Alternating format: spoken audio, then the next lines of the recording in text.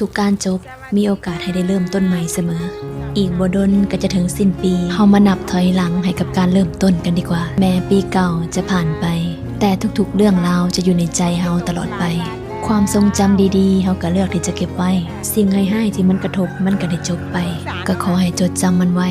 เป็นบทเรียนวันสิ้นปีบ่ได้มีไว้ให้เฮาแค่เฉลิมฉลองแต่ให้เฮาทบทวนและไต่ตองชีวิตในอดีตต่อจากนี้และที่เหลืออยู่เฮาสู่มาบ่แม่นน้อยและเฮาก็เฮ็ดมาได้ตั้งหลายอย่างที่ผ่านมาอาจจะล่มแน่พลาดแน่แต่นั่นคือบทเรียนรอดมาได้ก็สุดยอดแล้วปีนี้มีคนผ่านเข้ามาในชีวิตมากหน้าหลายตาก็จะมีคนที่ถึกใจและขัดใจเฮาแน่แต่ทุกอย่างมันได้จบไปแล้วให้อภัยคนอื่นและตัวเฮาแต่ได้ปลดล็อกตัวเองเพื่อเริ่มต้นชีวิตใหม่ที่ดีกว่าชีวิตคนเฮาก็บ่ได้สมบูรณ์แบบไปทุกคนดอกแต่สิ่งที่คือกันคือเฮาทุกคนจะต้องก้าวไปข้างหน้าจงสร้างกำลังใจให้กับตัวเองทุกบัดก้าวโดยบ่ยึดติดกับความสมบูรณ์แบบและเฮาจะบ่เอาความสำเร็จของผู้อื่นมาเป็นบรรทัดฐานความสุขในชีวิตของเฮา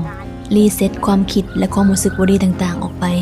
ปีใหม่พร้อมเป็นคนใหม่ที่มีทัศนคติที่ดีขึ้นสิ้นปีขอให้จบสิ้นความคิดที่เฮาเคยคิดบ่ดีต่อผู้อื่นจงอยู่ด้วยความหวังว่าเฮาจะเป็นคนที่ดีขึ้นในทุกๆมื้อของการใช้ชีวิตสิ้นปีนี้มันสะท้อนอีหยังหลายๆอย่างเฮาสุขหน่อยสุขหลายมันวัดกันที่เฮาปล่อยวางได้หน่อยหลายส่ำใดอดีตบ่ดีวางไว้เพื่อปีหน้าเฮาจะได้เดินไปอย่างเบาใจให้อดีตที่ผิดพลาดเป็นครูบ่แม่นเครื่องพันธนาการทางใจเรียนรู้จากความผิดพลาดลุกย่างไปข้างหน้าด้วยความกล้าหาญสิ้นปีบ่ได้เป็นเพียงแต่เวลาแต่มันคือบทสรุปของเส้นทางชีวิตเฮามาจบปีนี้โดยการขอบใจบ่แม่นเสียใจ